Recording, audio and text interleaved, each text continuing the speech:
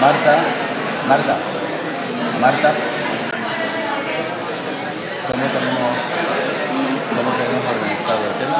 Hablo yo y Anupama nada más, ¿no? No, van a hacer un pequeño speech sobre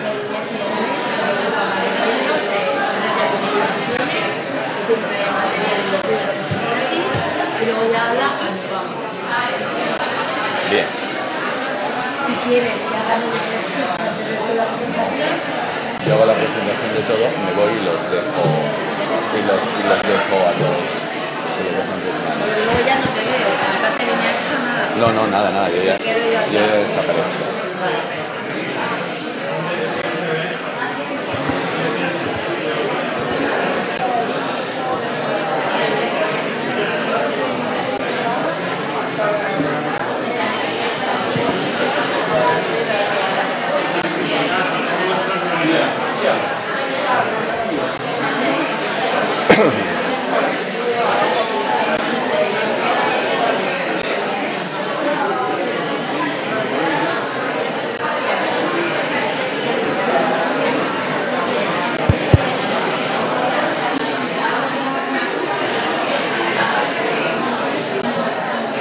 ¿Ya?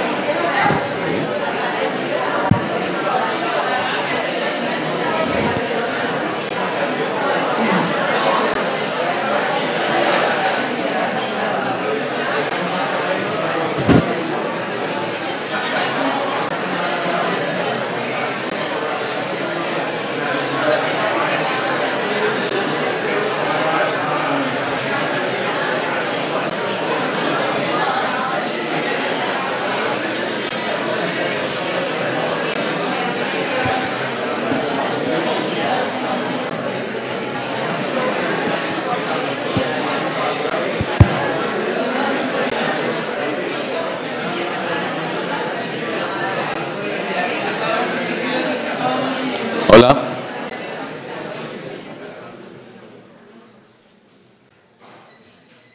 Es para mí un placer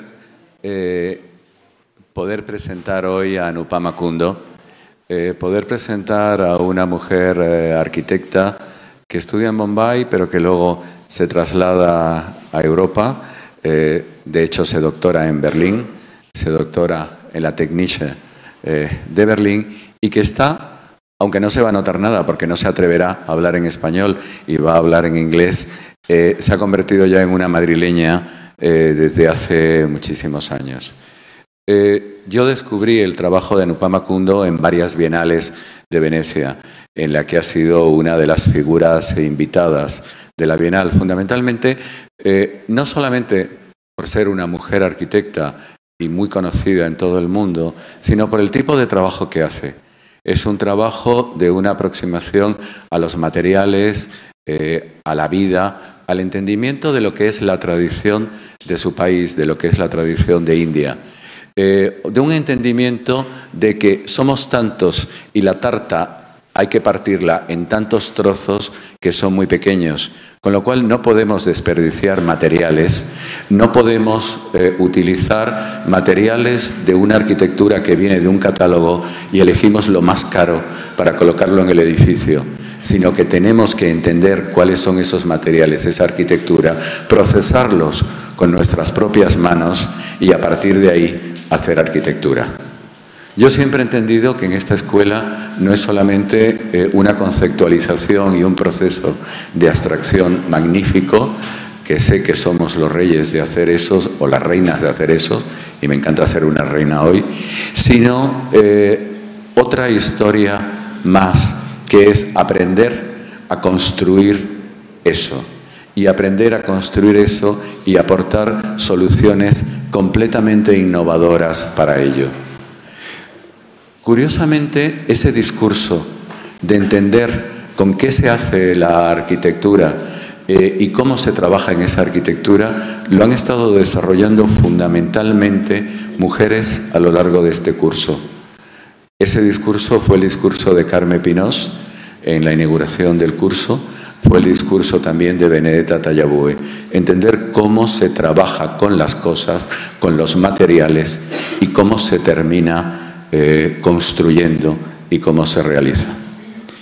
Por eso le doy la bienvenida a Anupama. Antes de ella, vamos a tener también el honor de oír a FSB.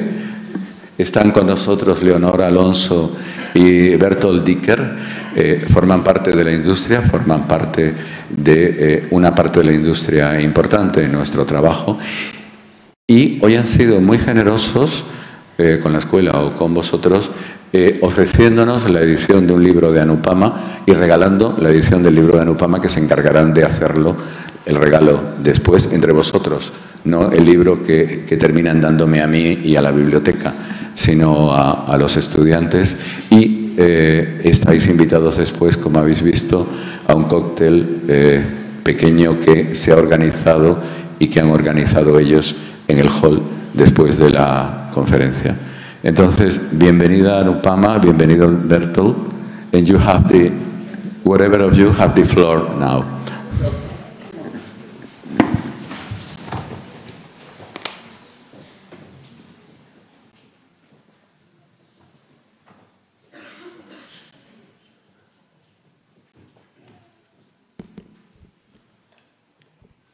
So, dear Manuel Blanco, dear community of students, architects, designers and engineers of the ETSAM, dear Anupama. Me and my colleague Leonor Alonso are very happy and grateful to be part of this event, of this lecture, and that we got the opportunity to speak to you. Please excuse me speaking English because I cannot speak Spanish. When Franz Schneider founded our company 1881 in a small town in Germany called Brakel, he first produced historical furniture fittings. After a couple of years, furniture fittings were not enough and he started to produce door handles, which in that times were mainly made of brass, just like this one. And this is what we do until today. We produce finest door furniture in Brakel, in our hometown. Because nowadays brass is not enough, we learn to work with aluminium, with stainless steel, and with bronze, which we can offer in different surfaces, and you can see them. More than 100 years later, in the early 80s of the 20th century, it was time to give our company a new face. Our former managing director went to another small town in Germany, a very tiny town called Rotis im Allgäu, and to meet the famous designer Otel Eicher, you can see. Otel Eicher created not only a new face for our company, he also gave us a better understanding of what we really do, producing things that are mainly used by the hands of humans.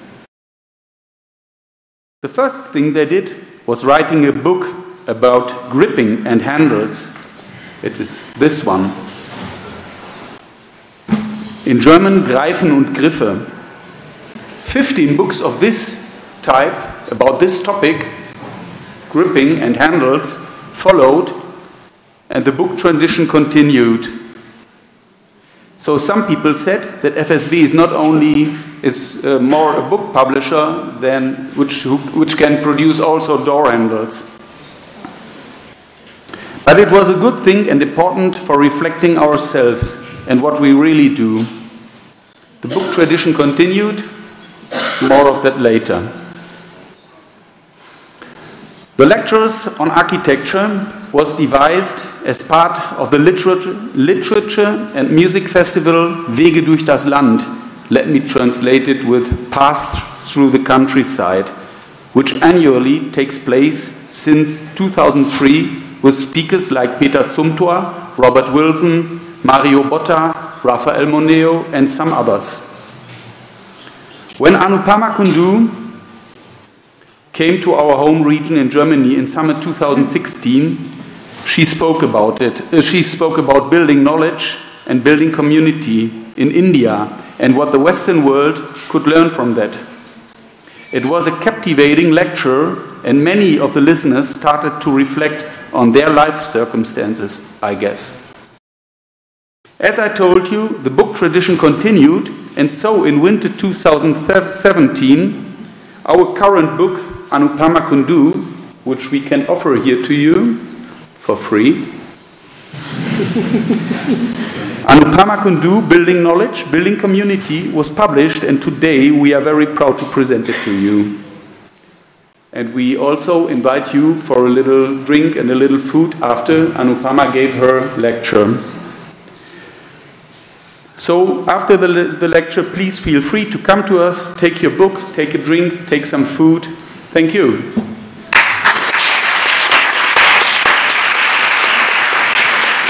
And now it's up to you, Anupama. I will sit. Just a second.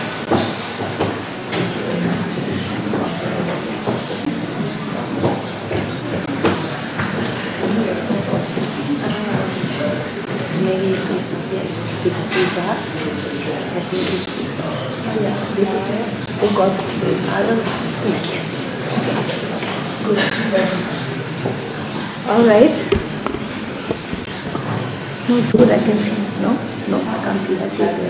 And how do I? Give me the password. So I need to just change this. Okay, but you can take this.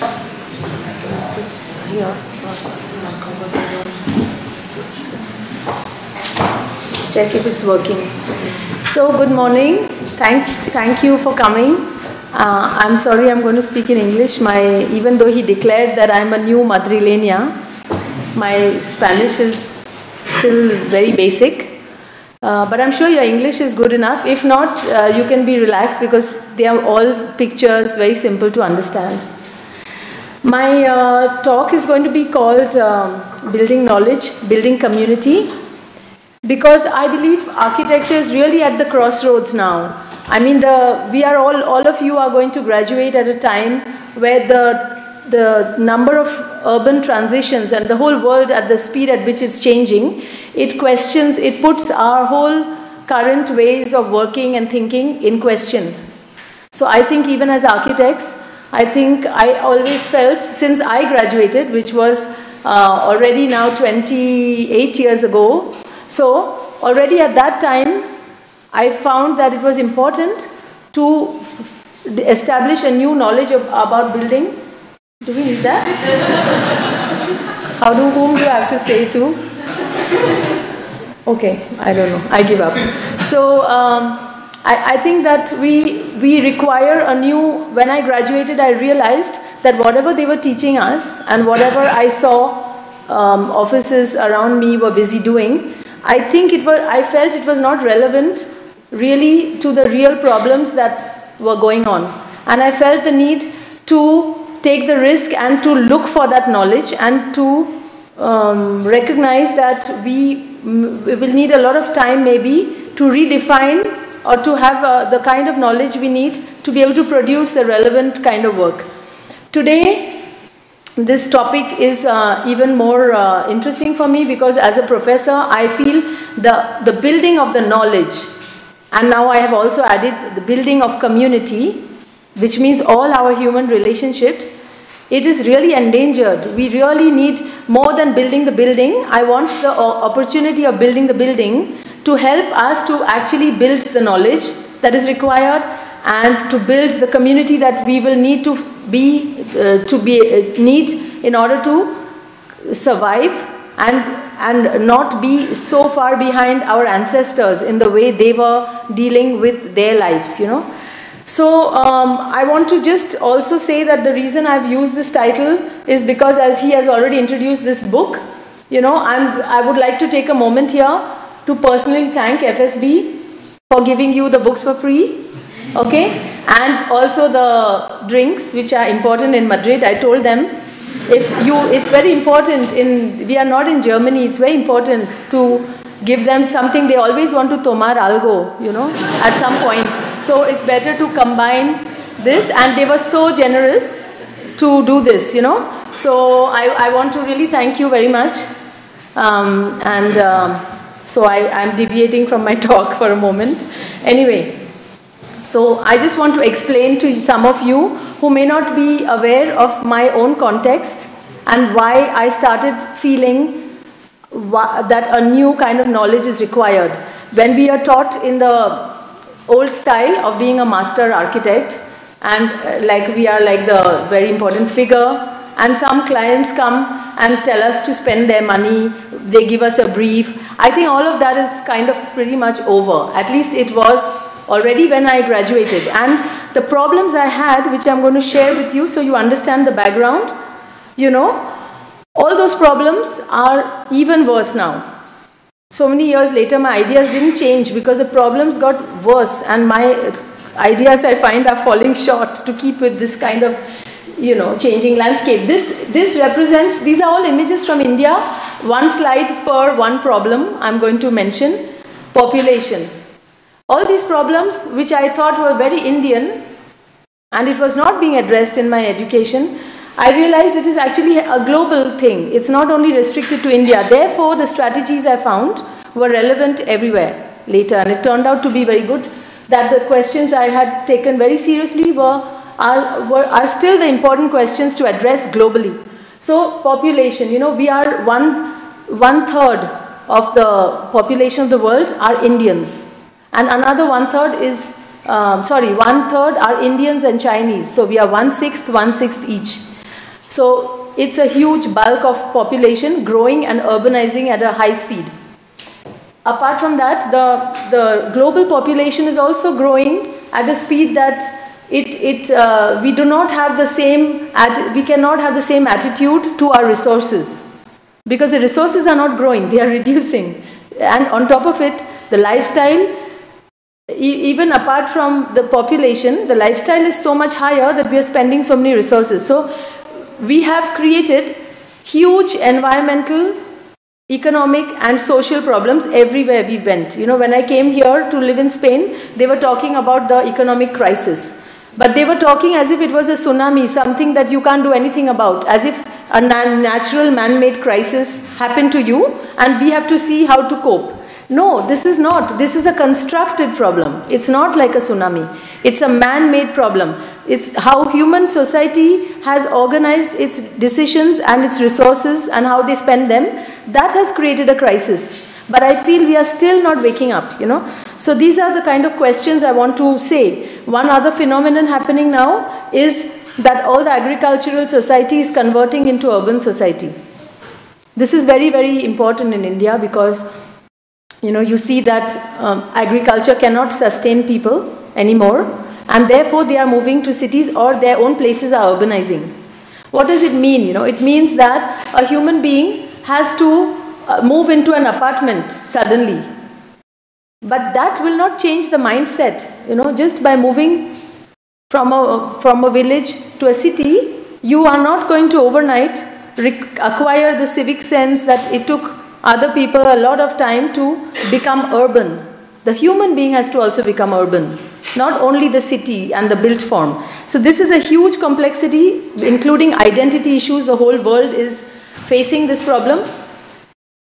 Finally, we have this other phenomenon of the, you know, these glass tower. I'm just simplifying, oversimplifying the problem, that the same architecture is being airdropped all over the world, no matter whether it's in Dubai, Singapore, Australia. It could be anything, even Madrid actually. Everybody, everywhere in the world feels that all the centuries of diversity we had, according to the climate, local context, as if it didn't mean anything. Very sexy renderings, digitally produced facades. We have to have a lot of seduction nowadays in selling the architecture, you know. And there are a lot of buyers for that. But what it leads to is an environment which is very high consumption, which means it will divide the society into the very few elite who can afford the mallified life, you know, to go and shop in the malls instead of the market.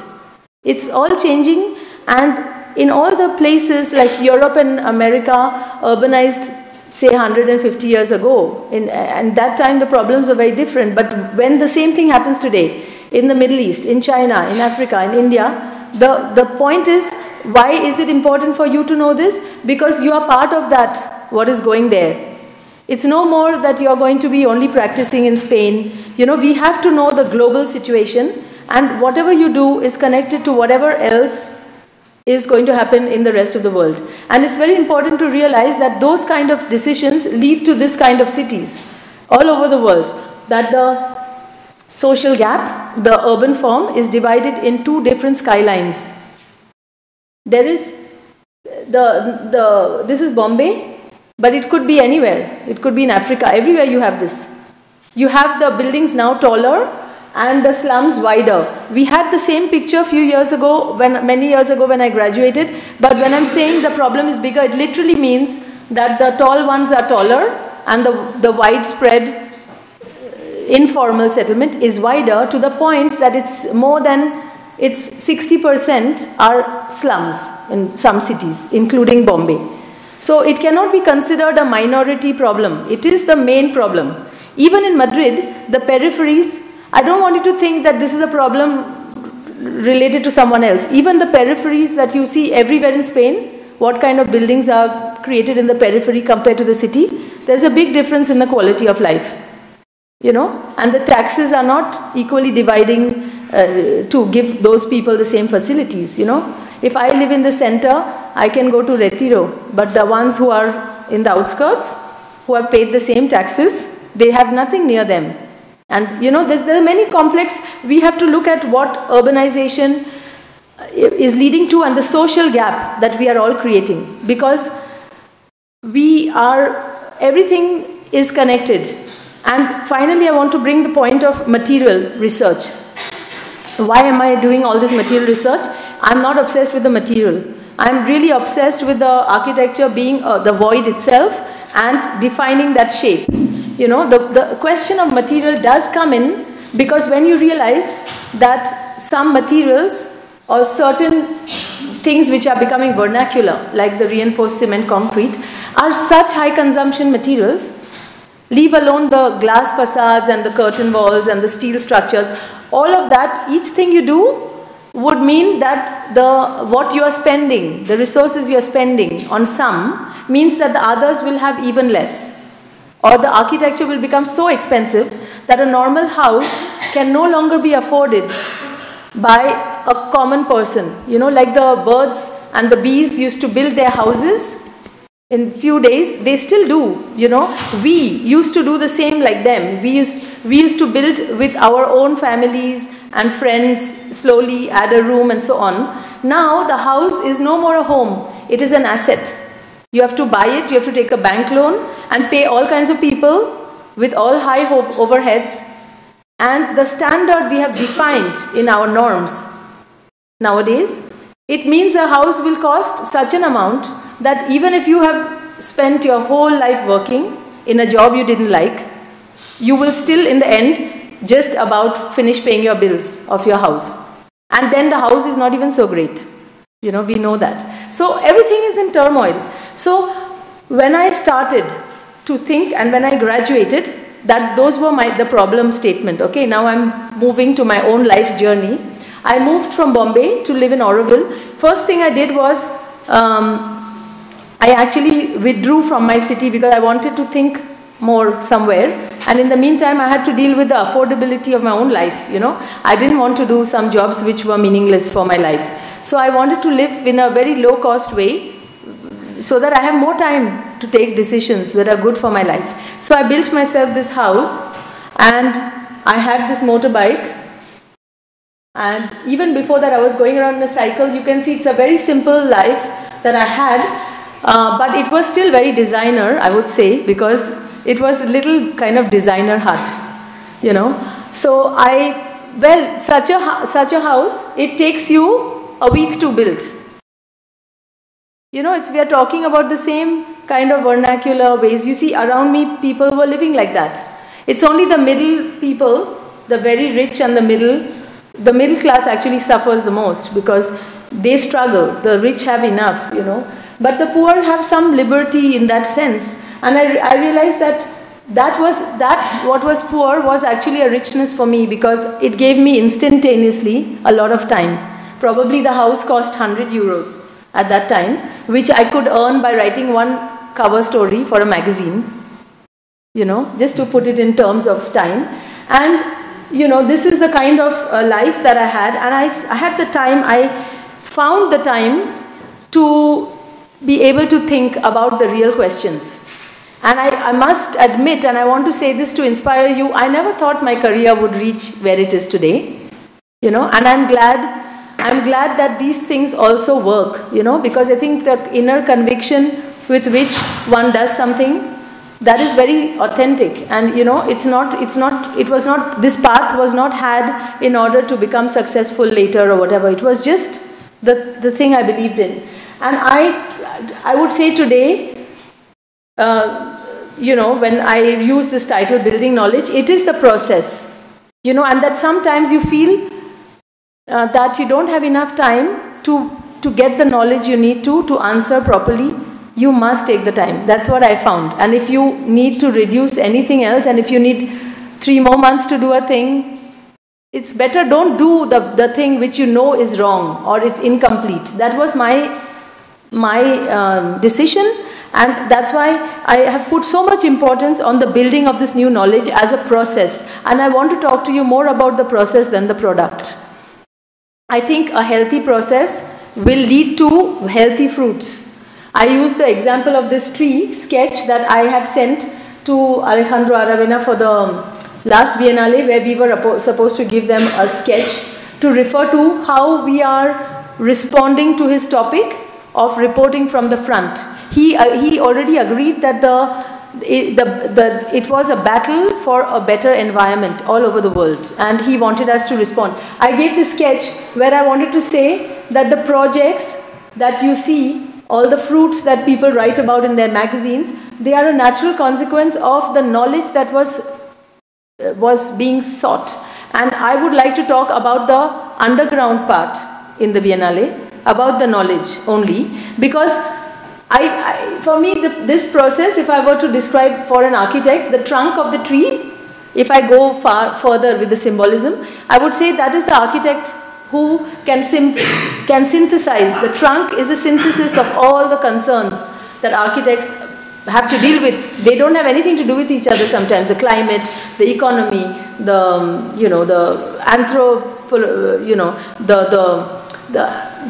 anthropology aspects of human beings, the ergonomic aspects of human scale, all those very different things, the technical things about gravity, the forces, all of that, when you synthesize it together in the trunk, the fruits are natural. So I will try to use this image to lead you on to the process, so that when you see my projects covered in magazines, you can see what is in the back end, what goes on in the office.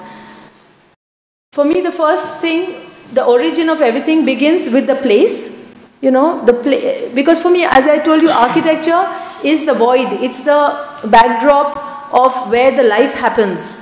So in that life that has to happen, it's about the people and the society, but that has to happen in a place, and the place has to have its own influence on the architecture as much as the life that goes on. So it always begins with the place, and to unearth what are the true roots by looking deeper than the surface of the things, and to try to find the origin of life in that place, but also look at livelihoods. Livelihoods are the jobs that people have when they deal with building material manufacture, or they deal with architecture as a person who works in constructing it. So for me, life was separated into two things. Life itself, the user who's going to use the void. Like we are using this void space. We don't care what this is made of, unless it will have an acoustic impact or whatever else on the space. So the users are interested in the void, but the livelihoods of people have an impact with the knowledge and the culture of how the building materials who will frame this void, and what kind of people are, what goes on in terms of jobs and knowledge of people in the building industry trade, basically. So we are talking about life and livelihood. And I think of both of those things at the same time in the beginning. So when I went to stay in that hut, I started roaming around in the landscape. For example, these are the traditional brick kilns.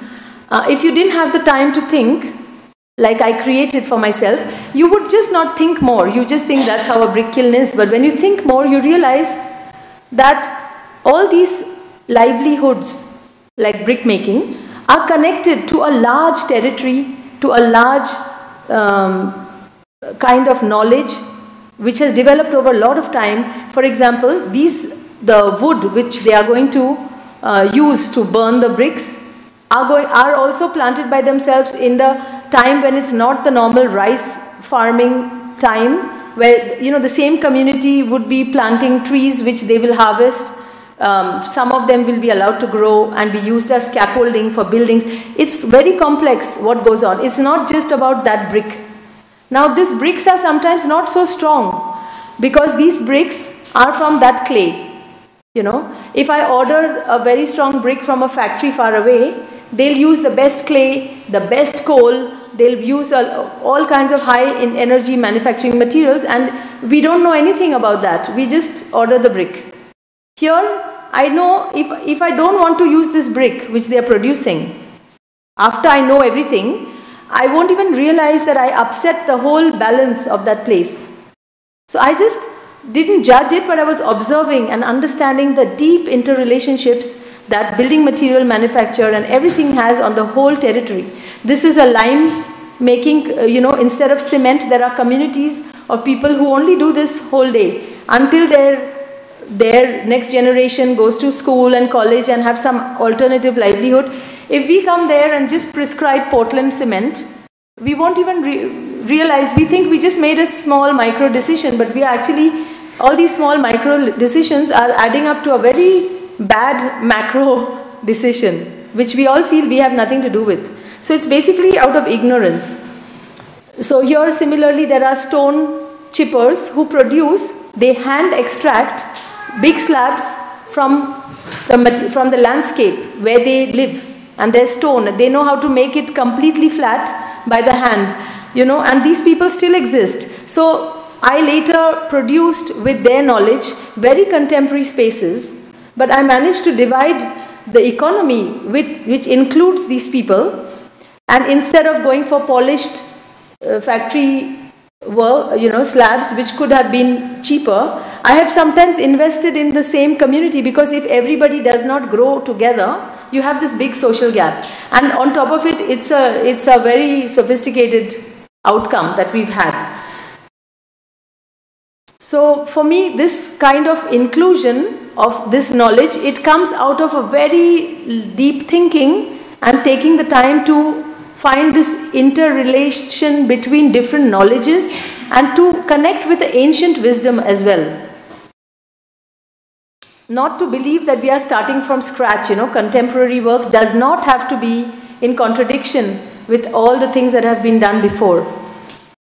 So some of these works that you see, some of the houses, I'm not explaining the architecture, I'm just helping you to try to maybe correlate all the so-called disjointed things so that you realize how we are working and how deeply we are thinking about things, So these are some of this is what is on your poster.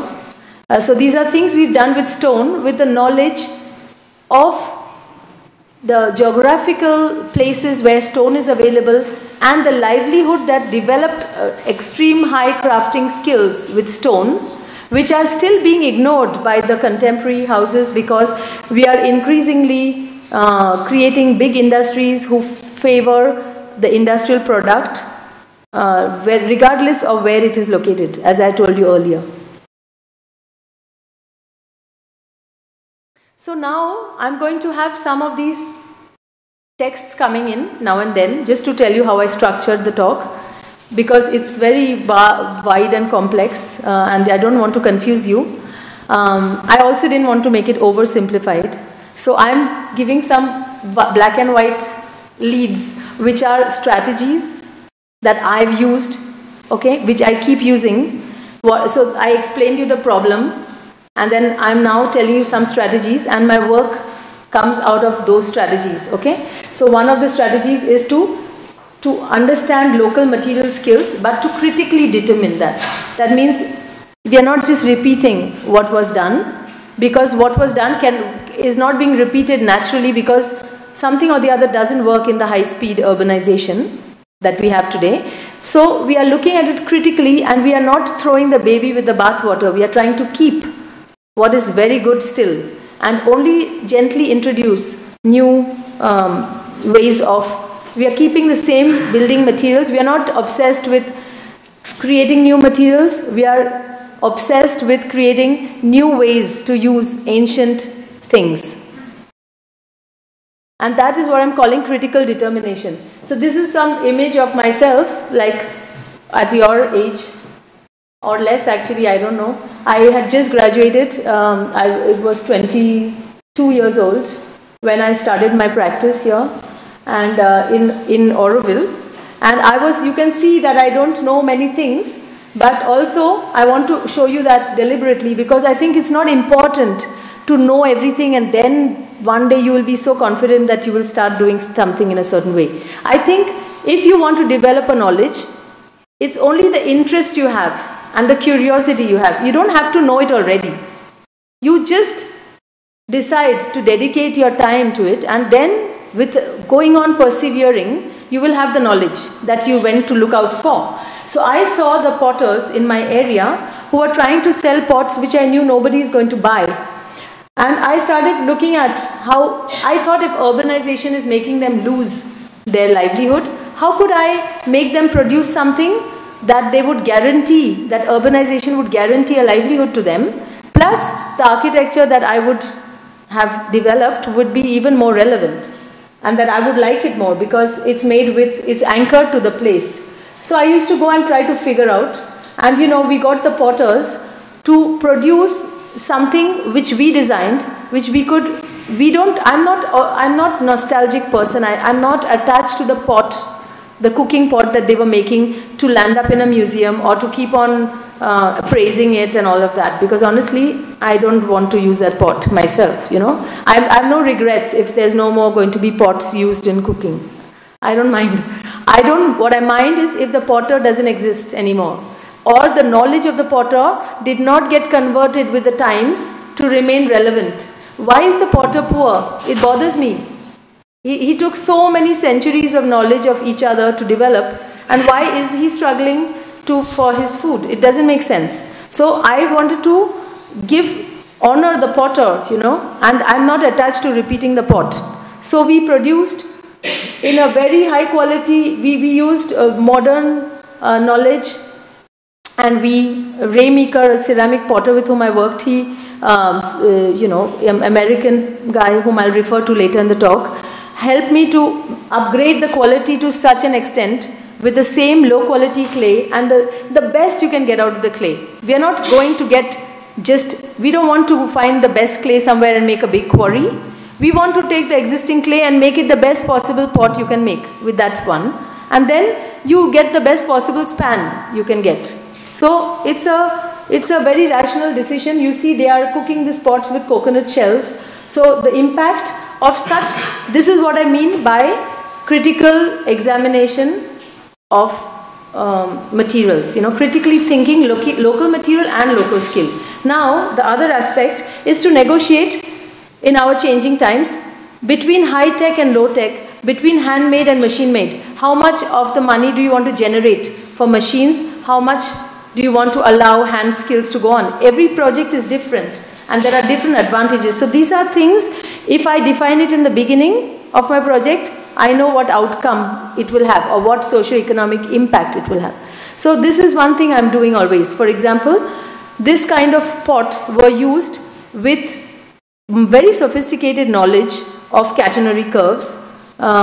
It's high, you know, some people call this kind of system low tech, and I'm offended because I feel you need less knowledge to build the concrete slab than you need to build, let's say, what Gaudi has done. Because you need to be able to know the catenary curve and calculate these structures. It is super high tech. That's why people are not using it. But we are calling that things which require, those things which require more knowledge, we are calling them low tech. And those things which require less knowledge, they are automated. We are calling it high tech sometimes. You know, we really have to question everything. So here we have produced, I mean, this is an example of negotiating low tech and high tech. So this was my first project for which I went to talk with those potters. You know, I had a French client who trusted me with this project. I was so lucky. And here I was experimenting with ferrocement, with these fins. There were many materials I wanted to use, but I didn't know, I didn't have some precedent around me, you know. And therefore, even though we have so much about precedent studies in schools, I feel we have to change our approach now. We have to not only be informed by the past, but also by the future. We have to be equally informed. Even if I don't know this, I have to make it, I have to get it known. Because if I cannot afford to build in the old way, which is known, because it's causing a lot of problems, I have to be informed by that future. Together we have to find those answers. And so this was a leap in of faith in that direction. But you have to understand that also whatever you don't know, there are people in the world who understand them. We have to look out for them, collaborate. So, you know, this house mostly came out of that kind of negotiation between low-tech and high-tech. Also, this is a similar example. This is the typical pot that actually they were making. Okay, only 8 years later I realized I have an idea to also use that pot. So I went back to them because I decided that you can use it as a lost shuttering for building complex concrete structures to be more efficient in steel consumption. So this is the exact pot they have without changing any dimension. And I realized that if you actually can use them to make efficient concrete slabs, and then you don't have to demold and you don't need this expensive form work and so on. So these are the kind of things. This is another system of like jack arches, also hand extruded. See, there are many imperfections, and this form work with the piece of wood you see between two of them shows that you have to come up with innovative methods, that the errors that come out of handmade things you have designed for it in advance. So these are some of the type of roofing system that I started working with. And even here in my own house, after I had that hut, you know, the hut I made, I showed you, remember, in the forest, living with rope tying, those, you know, very basic Mowgli type life. I actually took 10 years. I thought that hut will last for 2 or 3 years, but it took me about 10 years. It was still fine. I just built this house because I wanted to test all the terracotta solutions, and I had earned some money in Germany because I had gone there for some time, and I thought I'll dedicate this to the terracotta research. So it was not so much because I needed a house, but it was more to just not have a client on my back, you know, telling me what to do when I'm doubting some parts myself. So even the brick that you see here is a very 1 inch slim, that is 2.5 centimeters high, handmade brick that is a pre-industrial brick with which I wanted to put attention on because it was still being made in the local area. And I wanted to say that sometimes a weaker brick, it might be a more sensible decision than a stronger brick if you think of the context and decide that the walls can then be thicker to adapt to it, because it's a socio-economic integral solution, thinking of environment and all that you do produce locally. So this is that house where I stay now whenever I'm there. And here you see the applications of all that. These are ferrocement panels that was also made for another research. The whole house is made up of all type of things I wanted to research, and I had to try very hard that it doesn't look like a cacophony of all types of attempts.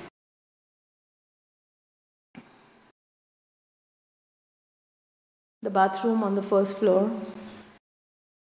And some of the other houses that I then did in the cities with bricks also have had this similar kind of thinking behind. A lot of outdoor going into the indoor. It's kind of very much part of our vocabulary to not enclose the whole house too much, but to only enclose the parts you really want to be completely cut off from, but to let everything else flow. So another strategy that came up in the course of my career developing was that recognition that I need space for experimentation. I cannot, in our times, we need to create room for that because we are going to deal with the unknown. So we need room for experiments. We cannot everything cannot be done in the research and the labs. Architects are already doing this research on the site. Sometimes these experiments have to be very radical. So like I want to explain one project where we actually build large-scale mud houses and we cook them in situ. Normally bricks, earth is taken to the factory and cooked and made into high energy consumption material that brick is, and it's brought to the site again, and then it is stuck with cement of some kind of cement. In this case, the fire itself is a cement, and I felt this would be a very intriguing idea. The same Californian potter I talked about, Ray Meeker, he pioneered this method. Later I did a PhD on him, but I had also built some with his support in the technology, built some houses of this. So what we do is we build mud houses. Okay, normally what you do is when you bake bricks, you put it into an oven, and the oven absorbs about 40% of the 980 degrees you generate of heat. So every time the kiln is absorbing half the heat and wasting. So his idea was that if you made the house wherever the clay was good, and you use it as a kiln, and inside you fill other pots. There are many things you can fill, you can have ceramics is everywhere. You can have tiles, you can have water spouts, you can have wash basins, toilets, it goes on, So pipes, everything. So you fill all of that inside, and you have mud bricks stuck with mud mortar. So there's no cement, there's no other foreign material coming except to start the fire.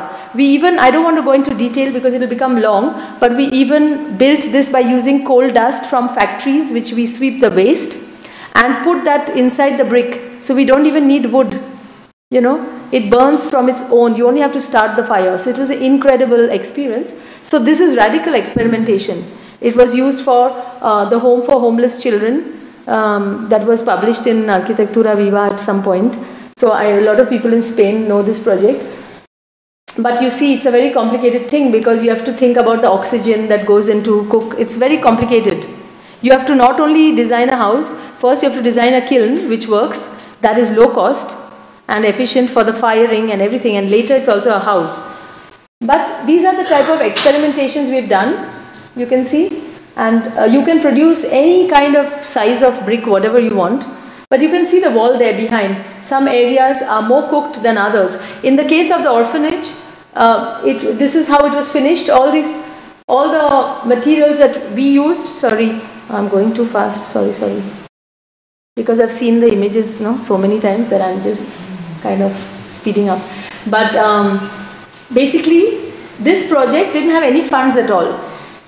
So this is what I mean by building knowledge. We came there, all we have done is we build knowledge in ourselves. We got to do a one-to-one test. The students got to participate in this, and we could record all these behaviors. And the people who were looking after homeless children, they got a very low-cost place. So we have to sometimes become more humble in the architecture position, and I have to surrender. I don't like this project so much because the clients did many things like putting square windows in those, many things they do, and they don't see it as architecture, they see it as survival. So after you do something, they claim it and they continue, I'm still too much of an architect to enjoy when I see those pictures. I suffer, but I'm just showing it to you anyway because this area that you can do radical experiment, it actually helps you to discover new things, always to be on the frontier of knowledge. So another thing people are talking about, participation. This is also a strategy which is very popular nowadays. It is very much part of the way we work because I spoke earlier how expensive housing has become. If you had the choice that if you could participate in the construction of your house some weekends or whenever it is, even if it were to paint your windows or whatever it is, your bank loan would reduce a lot. But our urban life is not organized like that. So in most projects we are trying to allow people, these are rammed earth walls for instance, always we are looking at a few tasks that are not sophisticated, that anybody can do, so that it's, even if we like something, we think, it would look much better architecturally, we have to become very humble and say, everybody, we have to include something which everybody can do. Because this house is not only about our ego and how it looks on our portfolio later when it's printed. It is their home. And if it means that their bank loan can be reduced a lot, that is the real problem. It's not about the architect only. So we've done this project, it was called Urban Eco Community. It's the first housing award that got attention because we created a community. The different apartments look quite similar, but actually they are quite different inside. So if people have a big budget or a small budget, they still live together, and you don't see the architecture differently. You don't think that it's a mud house, so it's a hut, or the person is poor, or, you know, now when you go everywhere, frankly, even in Madrid, you look at the material thing, or not only of the person, but also of their house, and you realize which class they come from. That is horrible, really. We want to live, we don't want a society that continues to become so separate from each other. So we are aiming that through our architecture, it's important, the common things, like the city is important. The common things that connect these houses in a community is important. It's important that people who are rich and poor can share a collective life together. They enrich the quality of each other. There is a very elderly person here staying, whom the young people of somebody's other apartment can take care of, and so on. This is, no matter how much money we have, we cannot pay that, you know. So we have to invest in human relationships, and I think architecture can also facilitate that. So another strategy, rethinking materials. We are looking at urban waste also, when apart from, you know, looking at new ways to use old materials, we are looking at all the garbage we are turning out. We've revisited those ideas that we did with pots, with bottles, or we've done masonry with, in the same orphanage, we did the toilet block, which is a wet area, all out of recycled glass bottles. Or we've ended, when you need light, you know, sometimes, you know, if you buy a chai cup, it's almost much cheaper than an industrial glass block. And when you really are connected to the cost of things, you tend to make decisions. I mean, I'm really a person who doesn't only look at material catalog. I look at building material catalogs, but I don't think that that's the only thing that's there. I always remember they are very, very new in the landscape. Very new. There's a whole landscape, first of all, to see directly, and they are also there. So I am very freely surfed between IKEA and with, you know, garbage piles and whatever else you get. So I really feel, because the materials themselves do not have any judgment. We can take them and make anything else out of it. It's so new what you make out of it that you don't even recognize anymore what it was. Like all this bicycle wheels from a junk market for only, I think 100 rupees or something, 2 euros. We bought all the formwork for this orphanage. But it does mean a lot of, like I said, humility and adaptation from our side to work like this, because I have to change the window sizes to some extent to the bicycle wheel. It's not very something to justify, but in the reality, that's the only way they can have the house. And another strategy which I would bring attention to is about the idea of thinking with the hands, like Fry Otto and so many other architects, Buckminster Fuller, they have been doing that. They, you know, look, if you don't engage with the material, some solutions are such that you would not have come across them if you only draw mentally on your drawing board, or nowadays worse, on the computer. So, sorry to say that books were a waste material for us, but the truth is that in Spain, the books get burnt. All the books that you don't use get burnt. Okay, for a project we did in Barcelona, we did a lot of research and found out. In Australia, they make pulp out of it. It's a big area of waste generation, and people they are in denial about the problem. So when we were invited to build the Library of Lost Books in Barcelona in 2014, I thought it's good because it's about the library. Let's take up the cause of books as a waste. Also because the book is changing as an object in the it's a symbol of learning which is in change. But on the other hand, the truth is there's always no budget for all of these things, and waste is for free. People are very grateful if you take more and more waste. If you do one project, they'll call you to take more. So waste is easy. then we thought of, because I had just come here to Madrid, in fact, and I was very influenced by all the jamón and all those things which I got here as aperitivos. I realized I wanted to use a vernacular technology, right? And I had to use the book. So I thought about that home vacuum packing. You know, it came out of our collaboration with IAC, I have to say. And it turned out to be suitable because it's a household object. It will not look precious. It will look like something you are used to seeing. And just like you use the vacuum packing as a way of extending the life of the ham, you will probably have the same association unconsciously to extend the life of the open book. In fact, these books were opened probably for the first time. Before they die, at least they should be opened, force opened once in a vacuum. And they can't be closed. You can't, it's so, you know how it becomes hard, no, when you vacuum pack. So we decided to make canopies out of this. And in order to make those canopies, so while we were researching books, before we went to Barcelona, we were invited in Museo Eco here to do, some of you will remember that exhibition cum workshop. And there what we did is we told them, you are in this, that same approach and strategy I have, I told them that we are in this country, utopian country called Eco, and all they have is what they have here. We have to build our models and one-to-one things in whatever we have. The only thing they have is in the basement, the old catalogs. So they could use it for making models and everything was with that. That is like a vernacular material for them. So they made this kind of sofas. You know, if you just look at any object in a new way, even a brick, actually you realize a brick is not just a brick. A book is not just a book. Everything can be seen innovatively if the question is asked. Because we gave them the question and it led to so many ideas. The wall was painted with all kinds of technologies drawn that you could make with the book. Anyway, what resulted from that exercise was this installation, Library of Lost Books near the Filmoteca in Raval. And it was quite humbled, quite a humble project where we were told it would be destroyed by graffiti and so on. In fact, it was so successful they wanted to retain this.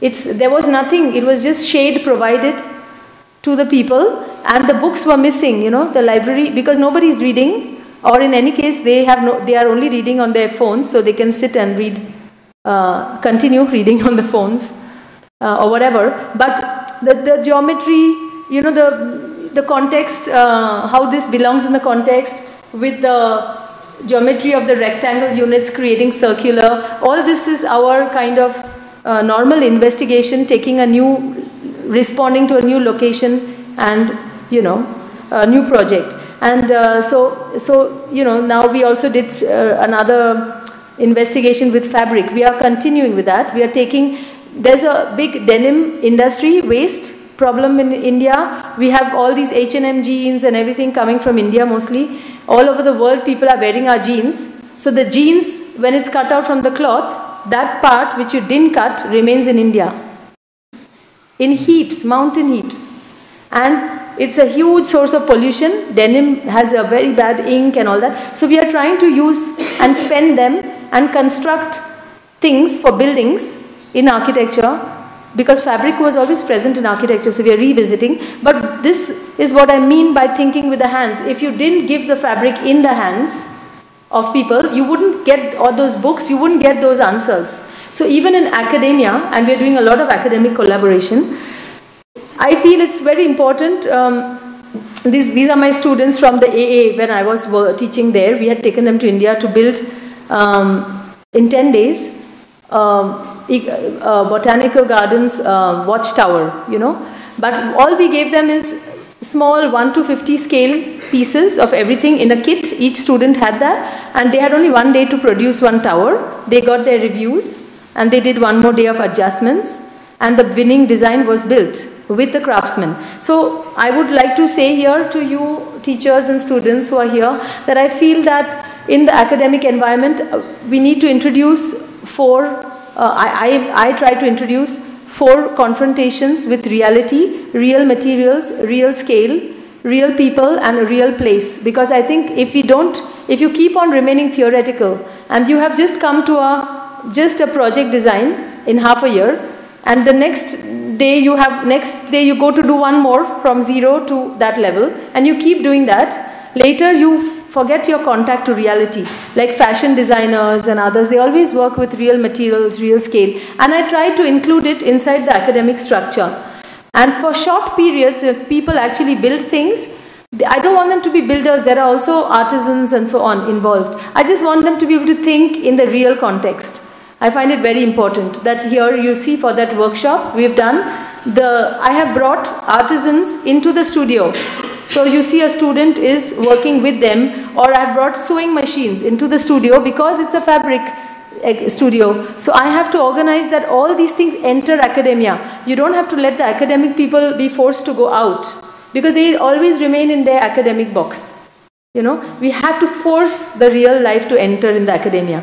That it really, your reality is very important. I think academia is not a bubble to escape from life. It is a place to connect deeply with reality so you can make a big change in your society. Nobody else has the time to think, believe me. Nobody. Only when you're in academia, somebody is paying the teachers and to thankfully keep on thinking, and the students are paid by their families, and so everyone has time to think. Please don't waste it. So here's IAC. I mean, I'm really teaching mostly because of this reason I mentioned. I think it's the best ground to create new things. I believe you can really change the future from academia. So here is the IAC collaboration, discovering properties of the book. You know, or in Mexico, we did only a 2-day workshop where we built with Tetra Pak. We found that it is such a complicated material to separate those 4 layers. So we decided not to separate it at all because it's such a sophisticated waterproof material. We decided to fill it back with sand or water and to use it just as a free brick. And teach students on 2 days, if they build a wall which has its weight, which has its geometry, they learn about Eladio Dieste, they learn so many things. It takes only 2 days and it doesn't take any money, you know. So it's important to realize this is the EA in Segovia where we did this workshop with water bottles with Solan de Cabras, and understand the weight of the water is a spirit level inside. You know, all these things will teach us. People don't even know how to mark a building in a site when they come out of a 5-year degree course. So seriously, we need to rethink. Finally, engineering. So engineering plays a very big role in my work because my aim is to build more square meters with less materials, right? Because we have more population, same resources, so I know I have to, as we progress, we should be able to build, we have 7 times more population, so I should be able to build with 7 times less material. And it is possible because we are over-designing many things. It is only possible though if you really know your engineering or you work with people who know. And you should know the difference. That is also very important.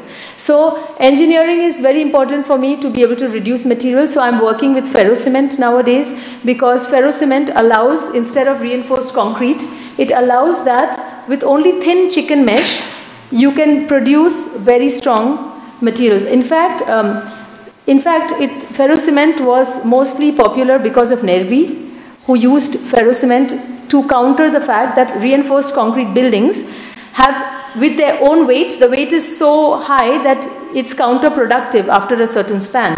So to make the roofs lighter, he used ferrocement in some of those large halls that he did, you know, which are very famous. So, but we have not pursued ferrocement enough. Now I'm doing a lot of research with ferrocement. The book is mostly about that.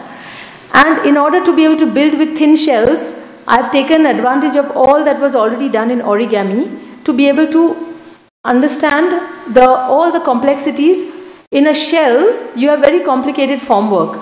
But in a faceted shell, you make the shell thinner because it is stiffer, but then you can easily make the formwork. That was the idea. So this kind of things need, and that's why it's another strategy, it requires full-scale prototype testing in the conceptual level. Rather than the money that it costs to make those fancy renderings, I would say you can make really at least one full-scale prototype with that money that a rendering costs. So I prefer to invest in that, and the photography budget is also high. You can cut back on those two and do instead. So look, because it is so thin, it is realistic to imagine that recycled carton can actually be stiff enough that you can fold it, take it to the site, unfold it, take the mesh also to the site, and then apply it to actually building a shelter. This shelter took 4 days to construct. So I'm trying to race against the problem, and I think with engineering we have a good chance. So we are using ferrocement in another application as well. The previous system is very good for large scale multi-purpose halls and all kinds of big spans, but it has to be done in situ. A prefab idea could be advantageous for many things like homes. So this is an idea for a Lego type system that we have been working on, where masons prefabricate it, not in the factories but in the backyards of their own houses. You know, so they can work for 2 or 3 hours in the evenings or in the weekends and produce something, and they get to earn some extra money. But when you build a house, you go house to house with the same bullock cart or a car and pick up those things, you know. It can be also hand carried. The modules allow them to be hand carried, and you can again assemble this in a week. So this is a house that was shown in the Venice Biennale because it was one of our recent things. We are very happy that such a system can exist, you know. And this same thing, which was, we also tested, full-scale prototype means that you have to have over 3,000 or 4,000 euros, which I think that's what we spent to build the prototype, which is nothing really, if you ask me. You know, it's nothing. People just assume that full-scale is a very expensive thing. It's all the procrastination that happens on the drawing board that is super costly, I would say. But if you do this, you take 1 week of your time, you go there, you assemble, and what didn't work, you check. So we de-assembled it. We checked it for transport, reassembled it into an office, and we also made a toilet block which can be assembled in a day because there are 4 ferrocement pieces and 1 roofing slab. That is interesting that this thing, anybody recognizes this space.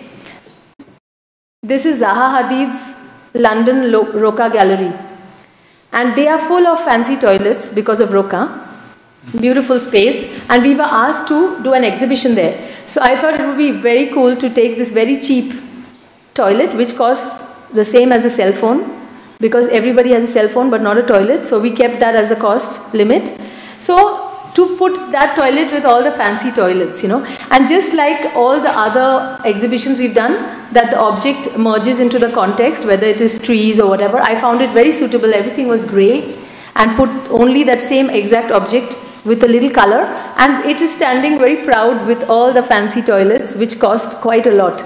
And it was very nice it's nice to be able to show this academic and other researches proudly in the installation setup. And this is the last strategy I want to show you that we are using. We get invited to so many installations and exhibitions, and we realized that we could divert. It is not enough money, not enough opportunities coming for testing those pieces that we would like to do in a research grant, because it's a very complicated thing. So we started diverting installations as opportunities to build knowledge. For example, I want to show you. In the last Venice Biennale, we would not have been able to work with, say, an engineer like Mike Schleich in Berlin, but we could attract him to participate and collaborate in the Venice Biennale. We did a 2-week workshop in Berlin, not in Venice. And nobody in Venice knows the back end, but we produce so many types of new hybrid ferrocements with other materials than mesh. We have carbon fiber, we have optic fiber, we have jute. We're testing all sorts of things we wanted to with the best engineer we know, which is Mike Schleich's office and team. We used some of the budget to take our Indian engineers to build as a performance the entire thing that they normally do with German engineers in a workshop. And then we also had the budget to test this performance of this in a German laboratory. So we are really, really grateful to be able, we found a way. We feel installations and exhibitions are very important areas. We don't have to look up, show our past work, just going and flattering ourselves. We are using exhibitions. Whenever you see an exhibition of ours, please look what is in the back end. because we have taken some knowledge out of it. So this is what we went to. So with this I will end the talk. This is actually the Venice exhibition. We recycled the previous German pavilion from the Art Biennale when Aravena invited us.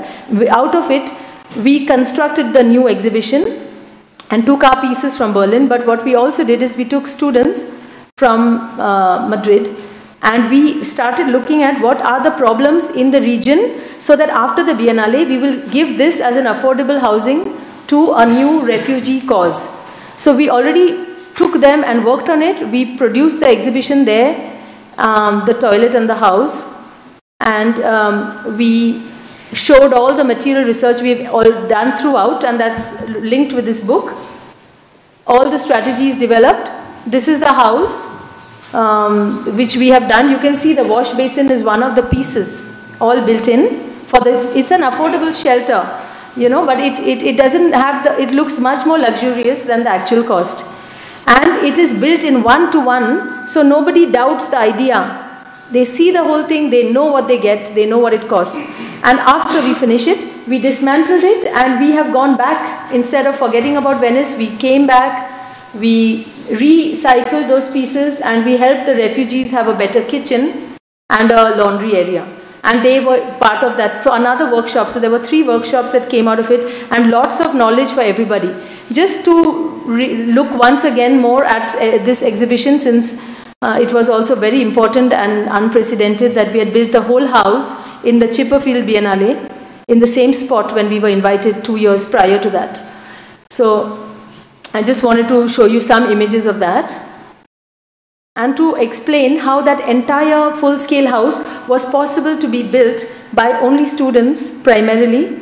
20 students came from Australia and worked alongside 6 Indian craftsmen, Australian engineers, 10 Venetian students. This is the building community aspect, which is very important. So the Venice Biennale happened and went, but all of us are still in touch. We have built a community, and we have also built a lot of knowledge for all of us. I don't know if we are running out of time. There's just one, I wanted to mention the workshop okay, I'm going to just take the liberty. I see nobody's restless in the audience. Just a few more minutes.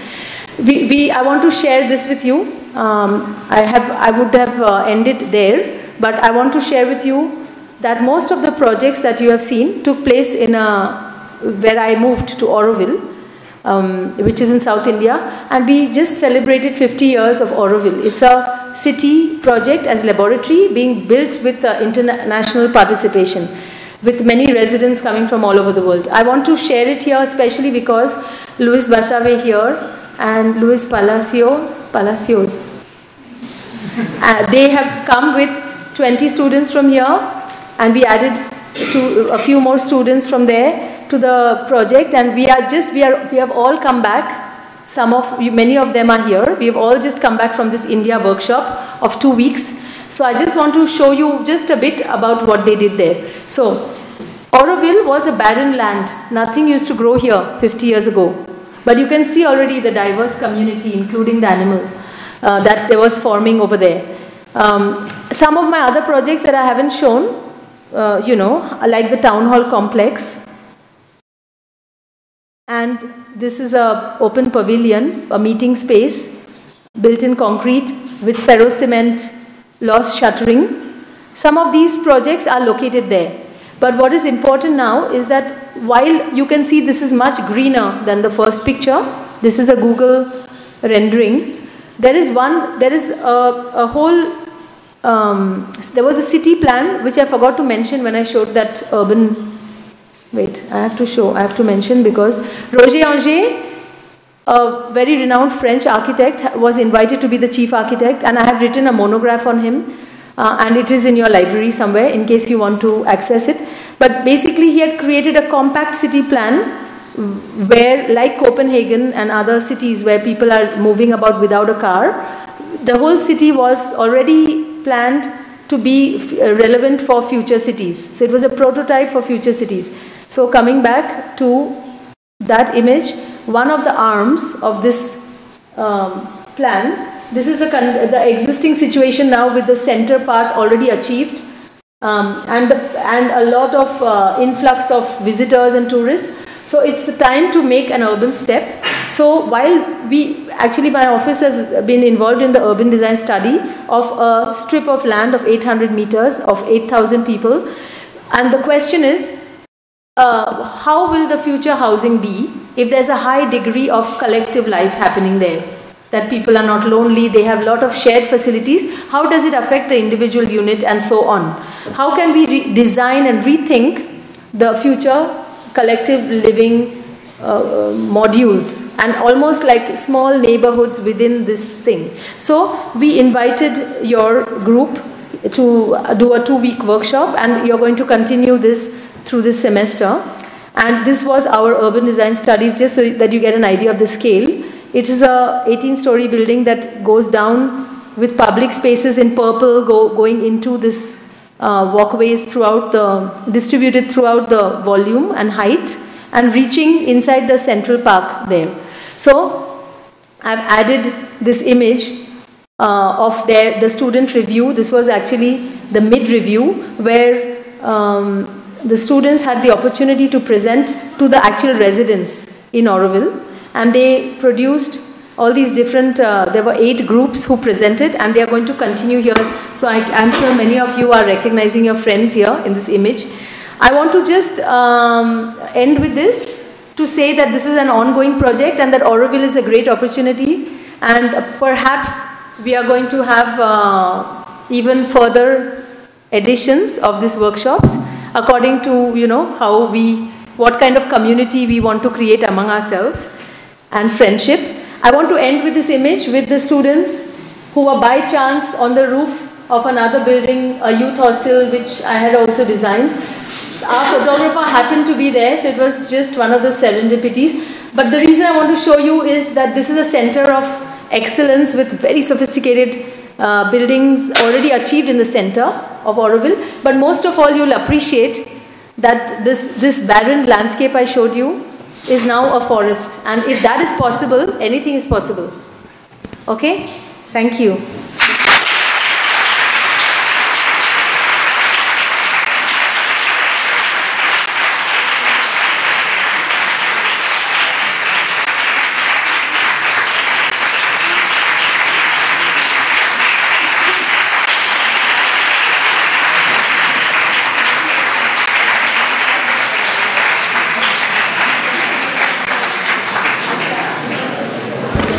Martha wants me to ask you if you have questions. From my past experience, as I have told a lot of you, usually nobody asks any questions in Spain. So if you don't ask me a question, I'm going to ask you a question. Why? If not, you can ask. Oh, good. I want to photograph this moment. Don't be shy, okay? What is the best place to put the money on a housing project? In the labor. Because it directly goes to the people. And the material directly goes to pollution. Thank you. ¿Alguien más? ¿Alguna pregunta más?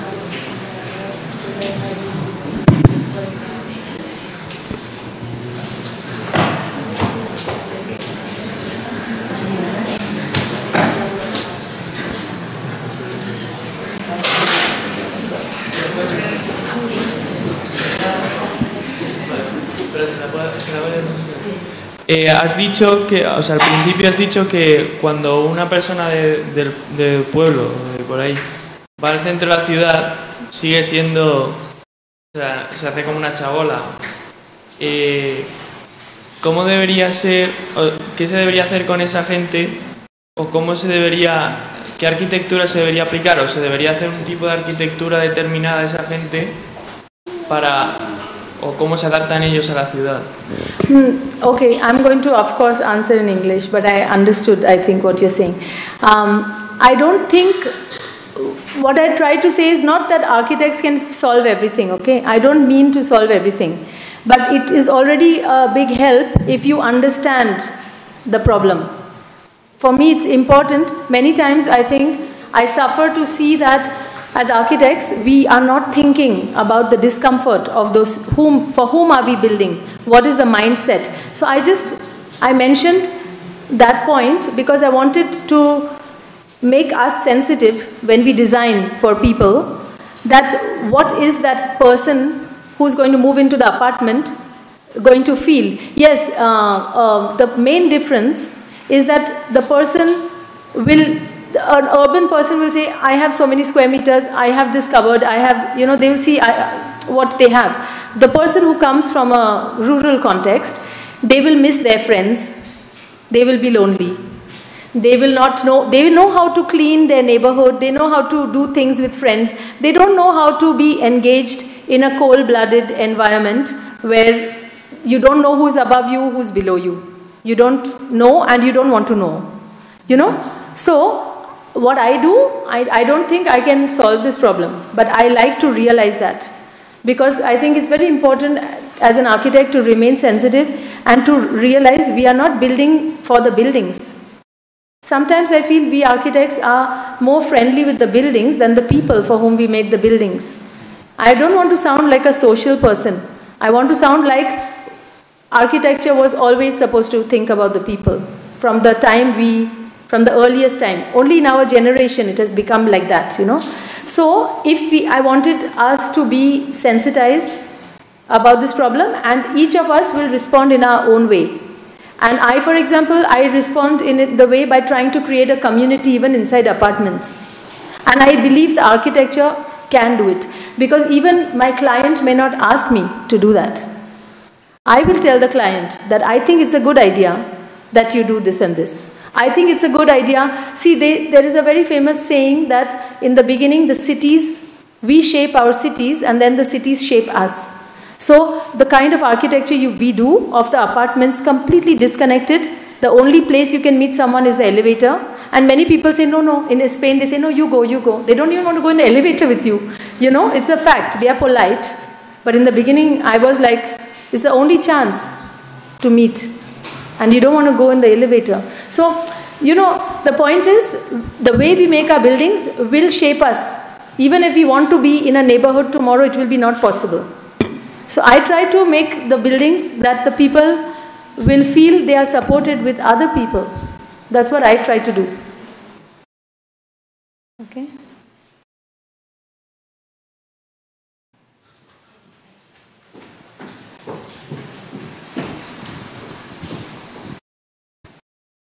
So when you're building these recycled buildings using the jean cloth or pottery or whatever, and it's fine that you do it, but what is the strategy behind to just not, so that it is not just one building that you're doing, and what is the strategy that you follow to try and attract more architects and more architecture to follow those steps? Actually, I don't really do it for making a built landscape full of recycled material. To be very honest, yes, that would be also great.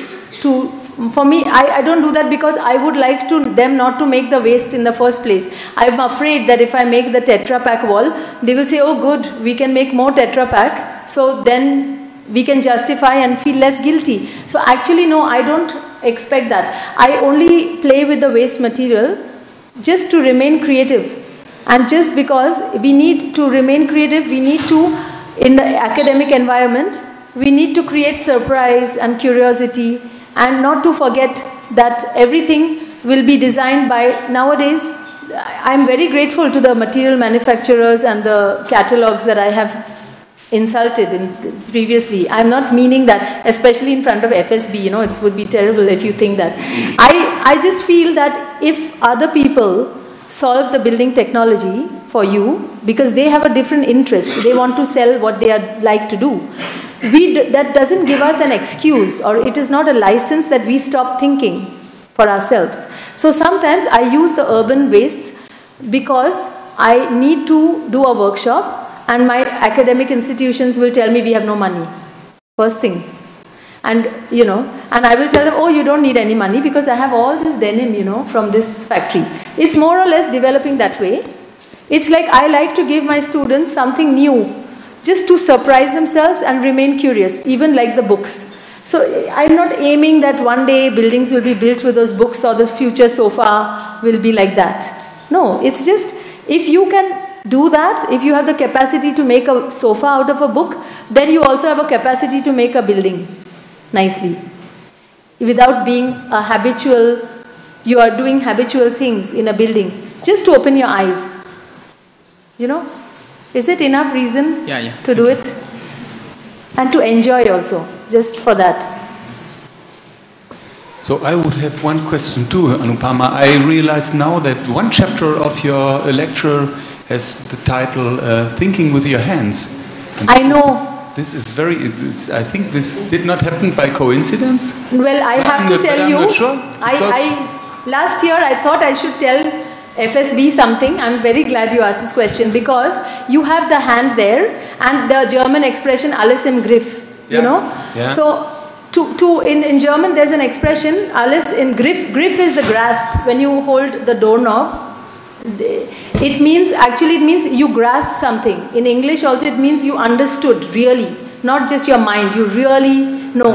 And I think I do share this feeling with say mostly with Fray Otto and that culture, and it's a very German thing. And I am also half German, you know, in the sense that I have been very much shaped by my time in Germany. And I really love that Germans are very down to earth when they do theoretical things. It's not disconnected from the actual knowledge into the hand of the single person. And I was hoping to actually collaborate with you all with that slogan of alles im Griff, you know, with the hand.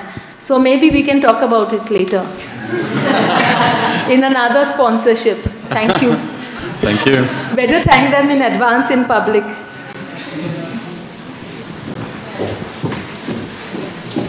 But it's true that thinking with the hands is, it's very important because actually we are so fascinated with the intelligence of our computers, but in our mind, and we are the most fascinating computer, you know, our hand also has the intelligence actually, and it's not my own expression. I think the expression was used by Fray Otto as far as I first heard it from Fray Otto, this word. This is one knowledge we learned in the collaboration with Otto Eicher. Yeah. We learned that humans are the only animals on Earth who can think with their hands. Yeah. Oh, really? I have to investigate more. I think so.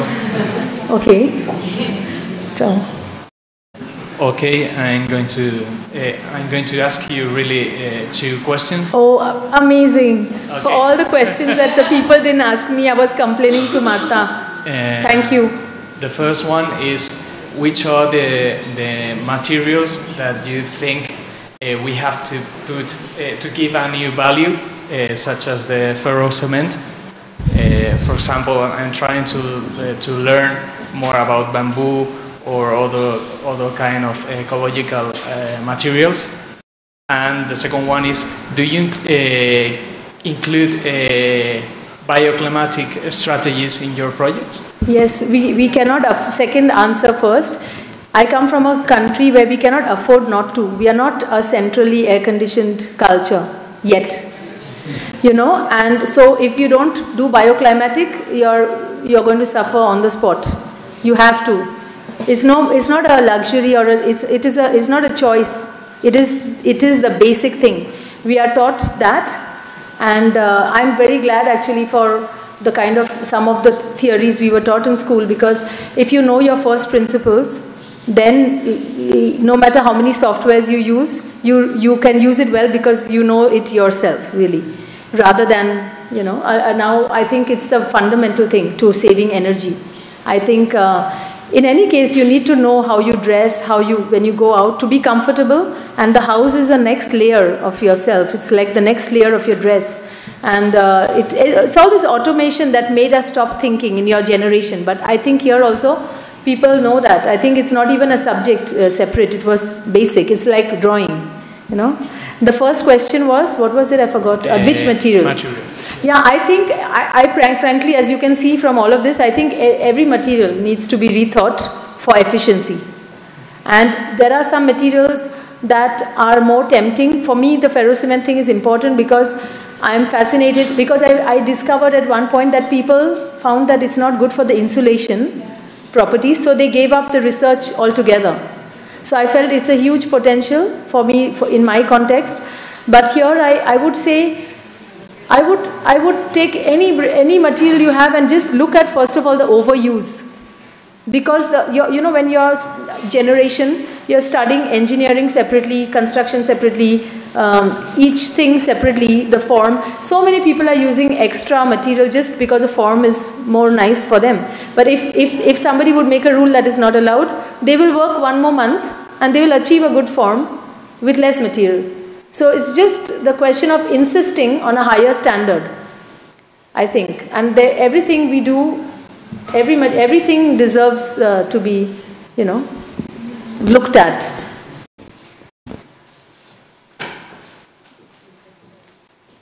Now I know why they don't ask. We just need somebody to ask the first question. Finally, I understood. No? Next time we have to ask other student groups, prepare 1 or 2 questions and everybody's relaxed. That's good. My question is, do you think housing should adapt to culture or should it propose new ways of living? I think, well, it's like the egg and chicken, huh? You are catching me there. But the answer is also going to be like the egg and the chicken, because the chicken will produce the egg and the egg will produce the chicken. So the culture is not a static thing, it's an evolving thing. So yes, housing has to be proposed for the culture. But because the housing will be more permanent, culture it should allow the culture to change. Like in India, for instance, we wear saris, you know what is saris. If you put on weight, you have a baby, you reduce, you wear the same sari. So I would like architecture to be like that sari, that you can allow different housings and you don't have to feel like I don't fit in this anymore. I already built this, So I think our current kind of architecture, especially developer driven, it is very inflexible. And that's why the problem is coming up. It's a self-created problem which we are trying to solve. If we take architecture in its broader sense, the ancient dwellings continue to be adapted over generations. Even if a museum becomes a school or a church becomes another thing, the architecture itself is healthy and flexible. But our modern architecture, not as much.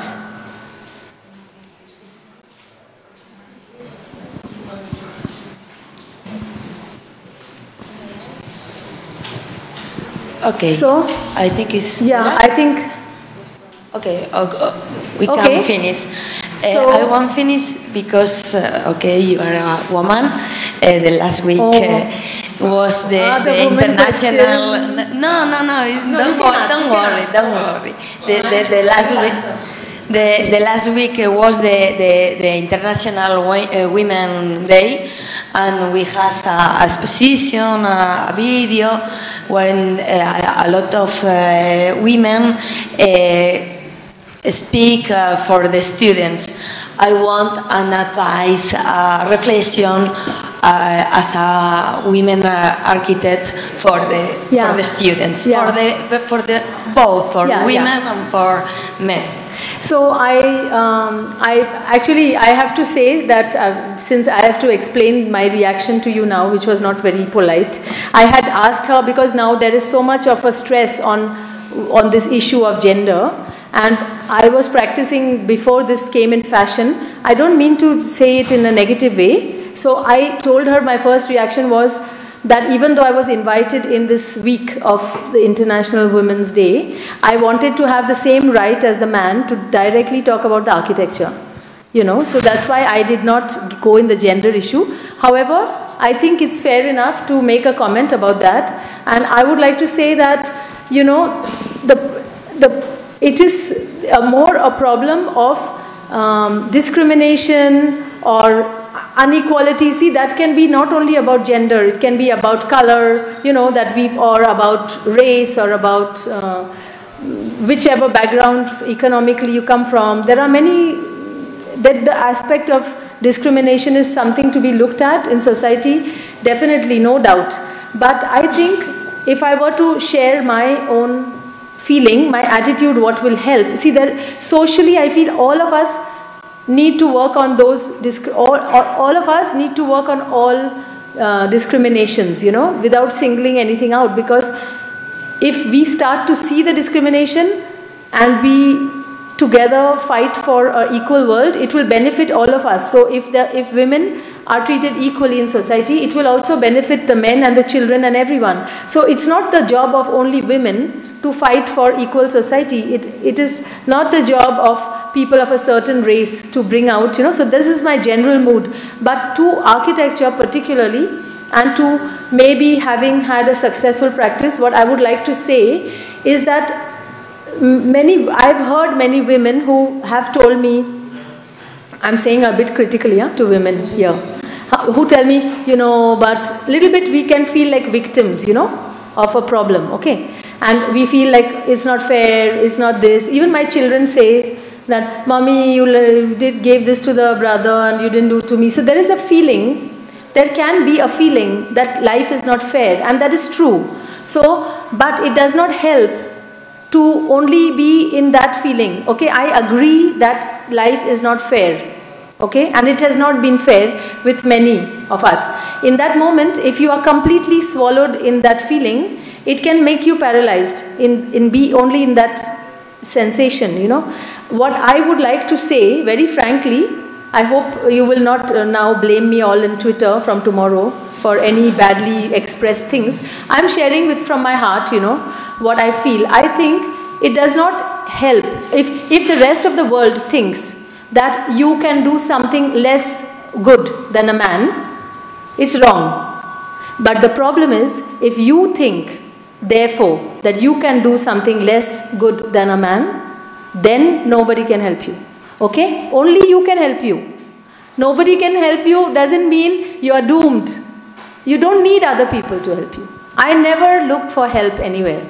I have loose flesh when I'm speaking, because the thing is, if the doubt doesn't enter your mind, you know, then you feel, oh my God, that guy is so silly. He thinks that I don't have a penis, so I can't do architecture. Oh, he's so stupid.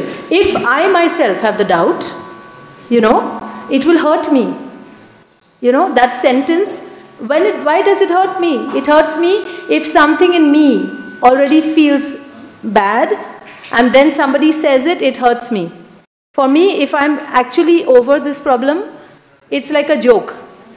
Because I think, oh my God, is he from the dinosaur age? What is he thinking? I'll say that, you know. Isn't it? You understand what I mean? The doubt, you know, if people, it's true that I don't blame the women directly to have this feeling, because for generations, if people have treated you in a way that's not equal, or when the blacks were fighting to be treated the same, it's a misery, or, you know, from slavery, from this deep-rooted bad treatment going on, right? So I don't blame the people who feel like this, not at all.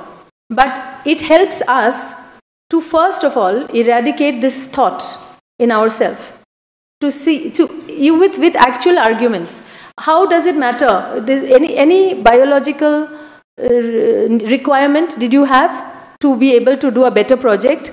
That if only I had, you know, I don't want to get crude, but I mean, you never would think that, right? That never. So you have to always convince yourself, don't think of the chances you get. Just think that I can do anything I want to do, because I allow myself to do it. Yes, it won't be easy. Many other things I want to do are also difficult. It won't come on a platter. I took this life, I went to Auroville, I lived in a hut. It was not only easy. I chose to have that difficulty which I chose. Why? Because my passion for it, I don't care if they believe, they don't believe. If you are in love with somebody, your parents will tell you he's a bad guy, this. You won't listen. You can't listen because you're hypnotized by that in that moment. So you have to be in love like that, you know, always. Because then you don't hear anything which is not useful for you. If it's not useful for you, don't hear it. Because it's only in the mind of somebody. And sometimes it's in the mind of a lot of people. But you know, when you hear that, in you, if it is in your mind, you will identify with them. So you have to protect yourself and give yourself all the entitlement to do whatever you want. Not only the architecture, to do Anything, whatever you feel like doing, if you feel you have the right, you do it.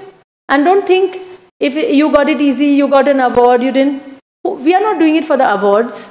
We are not doing it for the recognition. We are doing it because we can't not do it. It's impossible. Like I said, it's like having a boyfriend, you know. If anybody tells you, you don't listen. If you have that condition, there's no reason why you will not only succeed. First of all, you will already be happy that you got to do what you wanted. And everybody will see and pick up your confidence that you radiate. When I go somewhere, I must say, I did not feel, I never felt somebody thought I am less capable. I did feel they were not giving me sometimes the chances, maybe in academia, maybe, okay, do something good with your time. Just persevere. Don't give up, you know. Okay? I hope that helps.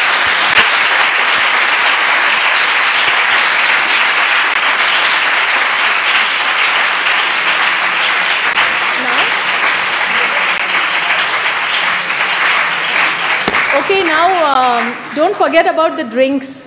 Okay. And don't forget about the books. Podéis pasar ordenadamente. Whoever wants, you don't have to take it. Here are some lots of books. Hola,